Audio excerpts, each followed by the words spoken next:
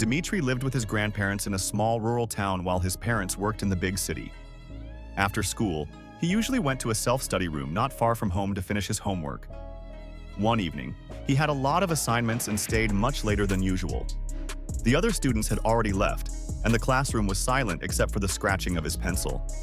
Suddenly, he heard a strange sound, a low, rhythmic breathing that seemed to come from nowhere. Didn't everyone leave already? He wondered, lifting his head cautiously. What he saw froze the blood in his veins. Standing in the doorway was a woman wearing a white hat. But she wasn't ordinary. She was impossibly tall, at least 2 meters, maybe more. Her height was unnatural, towering far above the doorframe.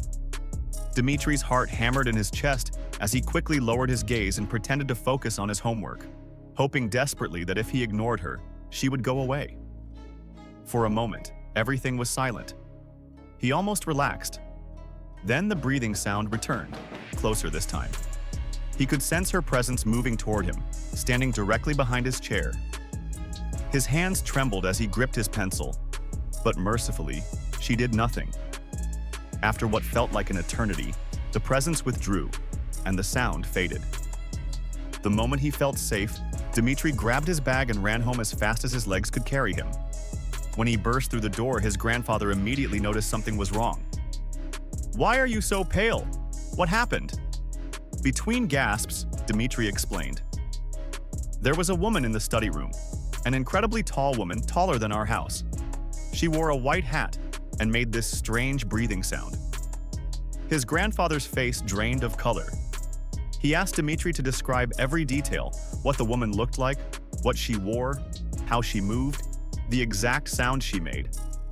With each answer, his grandfather's expression grew more grave. Finally, he rushed into the house and made several frantic phone calls.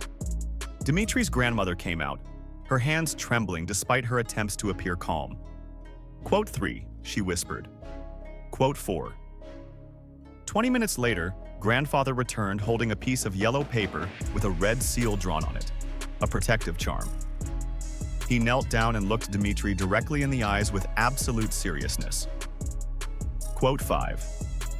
Grandfather and grandmother worked quickly, moving all furniture out of Dmitry's room. They sealed the windows with layers of newspaper and placed small piles of salt in each corner. Once Dmitry was inside, they locked the door from the outside. Alone in the empty room, Dmitry sat in the corner, clutching the charm, trembling. Hours passed. Exhausted from fear, he eventually fell asleep. He was jolted awake by an intense cold that seemed to seep into his bones. Then he heard it, his grandfather's voice from outside the door. Relief flooded through him. He stood up, ready to open the door. But something stopped him. Why was grandfather speaking in a strange accent? That wasn't how he normally talked. Suddenly, violent pounding shook the door. Whatever was outside couldn't seem to cross the threshold, but it was trying desperately to lure him out. Dmitry pressed himself into the corner, gripping the charm so tightly his knuckles turned white. Eventually, the knocking stopped.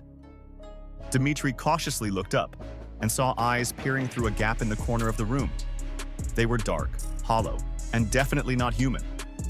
At that moment, the window exploded with sound. The breathing noise returned, louder and more desperate than before. The newspapers covering the window tore away one by one. Dmitry's vision went black. He had fainted. When he opened his eyes, dawn light was streaming through the window. The door opened, and his grandparents rushed in. Seeing them, truly them this time, Dmitry broke down crying. From that day forward, he never returned to that study room. He wore the protective charm constantly, and gradually life returned to normal. He finished school, entered society, started working. Years passed. He never told anyone about that night.